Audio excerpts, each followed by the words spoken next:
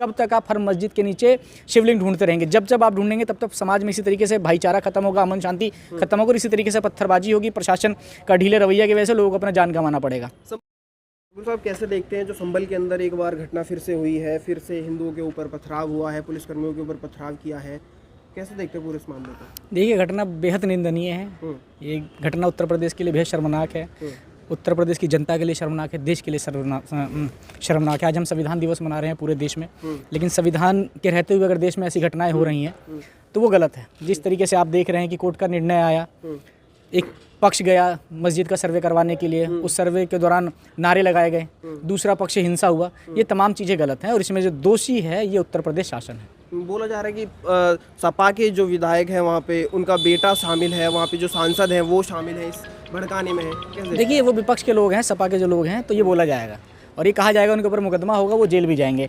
लेकिन जिस तरीके से जब कोर्ट, इतनी जल्दबाजी आखिर क्यों थी भाई? राम मंदिर जो वर्षों से इतना बड़ा मामला जो अटका रहा, उसके बाद जब कोर्ट का निर्णय आया, उसके में तमाम सर्वे हुए, इतना भव्य राम मंदिर बना, मुसलमानों को अलग ज़मीन मिली, मस्जिद वालों को, लेकिन उसमें एक पत्थर तक नहीं चला। आखिर क्या वजह हुई कि इस जो जामा मस्जिद और संभल वाली घटना है, इसमें पत्थर चला, इसमें 4-5 लोगों की हत्याएं हो गई, 4-5 लोगों ने अपनी जान गंवा दी, प्रशासन के लोग भी जख्मी हुए। तो कहीं ना कहीं जो प्रशासन का जो मैनेजमेंट है वो गलत तरीका रहा।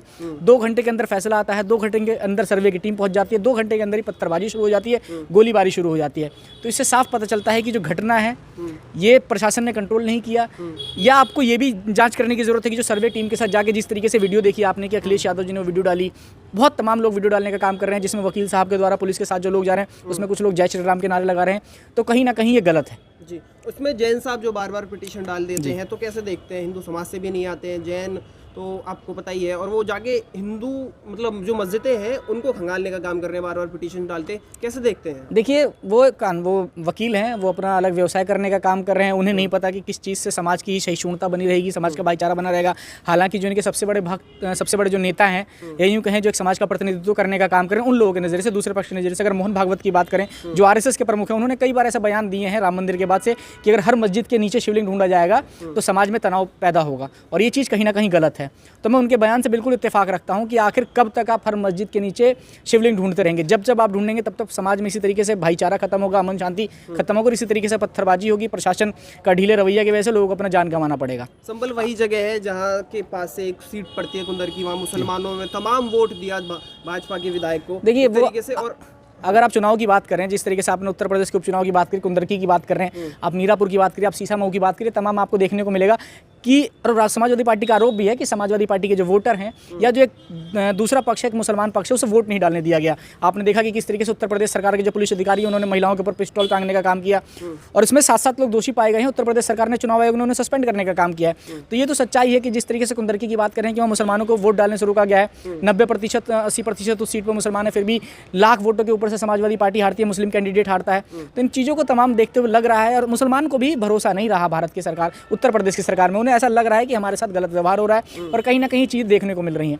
सवाल ये उठता है कि अगर वहाँ पे सर्वे करने दिया जाता तो ये माहौल ही ना बिगड़ता। प्रशासन से पत्थरबाजी जो करी गई है मुसलमान समुदाय, यही बोला जा रहा है, उसको कैसे देखते हैं? देखिए, पत्थरबाजी गलत है, चाहे वो कोई समुदाय करे, हिंदू करे, मुसलमान करे, गलत है। सरकार को अपना काम करना चाहिए और उसमें कोई बाधा नहीं डालनी चाहिए। लेकिन फिर भी अगर आप सरकार चला रहे हैं, अगर आप एक सूबे के मालिक हैं, या आप DM हैं, SSP हैं, तो आपको लोगों को मैनेज करना पड़ेगा। अगर लोग पत्थर चला रहे हैं तो आप लोगों पे संवैधानिक कानूनी कार्रवाई करने का काम करिए। बताया जा रहा है कि पुलिस की गोली से नहीं मरे, वो देसी कट्टे से चलाने से मरे हैं, क्योंकि पुलिस की गोली 9 mm की होती है, वो 315 बोर की गोली से मरे हैं। लेकिन उनके जो वकील हैं मुस्लिम पक्ष के, वो कह रहे हैं कि पुलिस कट्टा चलाने का काम कर रही थी। भाई, उनके भी बयान सुनिए आप, वो कहने का काम कर रहे हैं। और प्लस अगर किसी ने भी पुलिस के सामने मार दिया, मान लीजिए उनके पक्ष में ही किसी ने गोली मार दी, तो कहीं ना कहीं पुलिस की मौजूदगी में तो हत्या हुई है। क्या कर रही है उत्तर प्रदेश सरकार की पुलिस? और आखिर कब तक ऐसे दंगे उत्तर प्रदेश के लोग झेलते रहेंगे? कभी संभल है तो कभी बहराइच। अभी कुछ दिन अभी बहराइच की आग बुझी भी नहीं थी कि संभल की आग आप लोगों ने दोबारा जलाने का काम किया। कब तक आप मंदिर और मस्जिद के बीच में इसी तरीके से लोगों की व्यवस्थाओं को मारने का काम करेंगे, लोगों की रोटी रोजगार को खत्म करने का काम करेंगे? आखिर योगी आदित्यनाथ लखनऊ में बैठ के क्या कर रहे हैं? आखिर उनसे क्यों नहीं मैनेज? कटोगे तो बटोगे, तो क्या लगता है मुसलमान समाज जो है इसको ज्यादा ही एग्रेसिव मूड में लेके चला गया है? बटोगे तो कटोगे, योगी जी लगातार कहने का काम कर रहे हैं। लेकिन जिस तरीके से मेरा मानना है कि क्या हिंदू हो मुस्लिम हो, सबको जोड़ के रखना चाहिए। आप जाति के आधार पर आप ये मत सोचिए कि हिंदू समाज को हम जोड़ने का काम करें।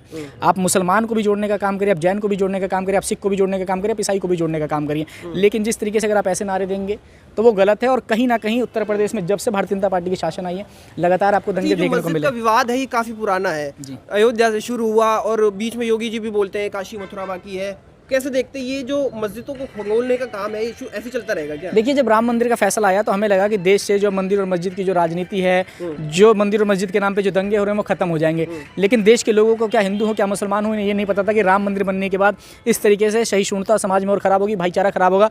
हर मस्जिद के नीचे शिवलिंग ढूंढा जाएगा और हर शिवलिंग के नीचे मस्जिद ढूंढा जाएगा। तो कहीं ना कहीं ये गलत है। अगर ऐसी राजनीति हुई तो उत्तर प्रदेश का कभी विकास नहीं हो पाएगा। लोगों का सर्वनाश करने का काम ये सरकार कर रही है। सरकार अभी तक योगी आदित्यनाथ को सरकार चलाना नहीं आ रहा, क्योंकि ये चाहे पत्थरबाजी हो रही हो, चाहे हत्याएं हो रही हो, इसमें दोषी सरकार है। सरकार ने लॉ एंड ऑर्डर का ठीक से वो अपना फॉलो नहीं किया, ठीक से शासन नहीं कर पा रही है। सबसे बड़ा सवाल यही है कि बार बार ऐसे माहौल अगर बिगड़ता रहेगा तो फिर उत्तर प्रदेश की पुलिस के ऊपर लोग कितना विश्वास करेंगे? उत्तर प्रदेश की पुलिस में बदनाम हुई, उससे पहले एनकाउंटर के नाम पे बदनाम है, अब दंगा कहीं हो जाता है तो उसके नाम पर भी बोला जाता है कि भैया संभाल नहीं पाती, और बोलते हैं कि भैया उत्तर प्रदेश में पुलिस का राज चलता है। देखिए, उत्तर प्रदेश की पुलिस पर उत्तर प्रदेश के लोगों को भरोसा नहीं रहा। आप चुनाव आयोग को देख लीजिए, जिस तरीके से चुनाव आयोग ने खुद ही उन लोगों को निकालने का काम किया जब समाजवादी पार्टी के लोगों ने कंप्लेन करने का काम किया चुनाव में। तो मुझे तो ऐसा लगता है कि उत्तर प्रदेश में अगर चुनाव होगा तो आसाम और बंगाल की पुलिस को आगे उत्तर प्रदेश में चुनाव करवाना पड़ेगा, क्योंकि जनता को भरोसा ही नहीं है। आप ये देखिए कि कैसे कोई पुलिस के गुट में जाके कोई प्राइवेट आदमी, आपने देखा कि बहराइच में हुआ था।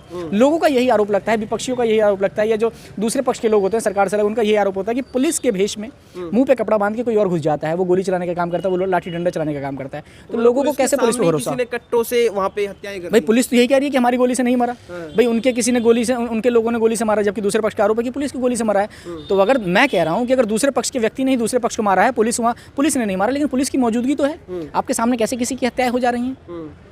पुलिस की मौजूदगी तो है। अखिलेश यादव का कहना है कि भैया ये समाज को एक तरीके से डाइवर्ट करना, और जो पीडीए के वोटर्स हैं, जो पीडीए का समाज है, उसको एक तरीके से डाउन करने की रणनीति है सरकार। देखिए, कहीं ना कहीं उनको वोट डालने से रोका जा रहा है। आपने देखा कि जो भी समाज, मैंने पहले ही बोला, जो भी समाजवादी पार्टी के वोटर हैं उन्हें बूथ तक नहीं पहुंचने दिया जा रहा। उनके गलियों में फ्लैग मार्च होता है, उनकी गलियों में पुलिस बैठाई जाती है, मुकदमे लगाए जा रहे हैं, दंगा होता है तो उनको ही फंसाया जा रहा है, झूठे मुकदमे लगाए जाते हैं। और उसके बाद ये देखिए, जिन लोगों का वोट डालने नहीं दिया गया, अगर वो जाते हैं लखनऊ शिकायत करने के लिए, तो उन्हें रास्ते में गिरफ्तार कर लिया जाता है। तो इन तमाम चीज़ों से पता चलता है कि जो समाजवादी पार्टी के वोटर्स हैं, जो पीडीए के लोग हैं या अल्पसंख्यक हैं, इन्हें सरकार में दबाया जा रहा है।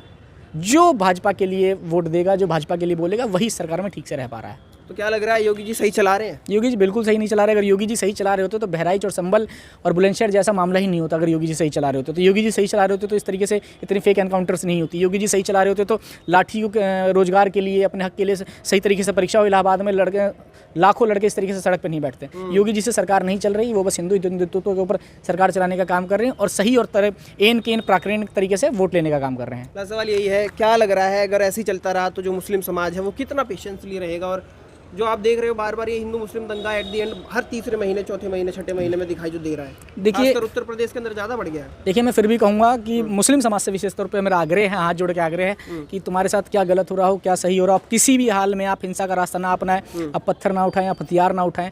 चाहे आपको कोई मारने भी आए, चाहे आपको सरकार की गोली खानी पड़े, आप छाती लेके गोली खाइए, क्योंकि हमारा देश संविधान से चलने वाला देश है, लोकतंत्र से चलने वाला देश है। आप न्यायालय पर भरोसा रखिए, आप कोर्ट का रास्ता अपनाइए, आप संघर्ष का रास्ता अपनाइए, लेकिन आप हिंसा रास्ता मत अपनाइए। और मुझे उम्मीद है कि जो काले बादल हैं जरूर छटेंगे और उम्मीद की किरण जरूर निकलेगी। आज नहीं निकली, 2027 में निकलेगी। आपके साथ न्याय होगा, चाहे सिर्फ मुसलमानों के लिए नहीं, चाहे हिंदू हो या पीडीए के लोग, किसी भी जाति, किसी भी धर्म, किसी भी विचारधारा के लोग हों। हमारा देश कोर्ट न्यायालय से चलता है, हमारा देश लोकतंत्र से चलता है, हमारा देश संविधान से चलता है, और संविधान ने हमें हक और हकूक दिया है कि हम बराबरी से जीने का हक रखते हैं, और न्यायालय के माध्यम से वो हमें मिलेगा।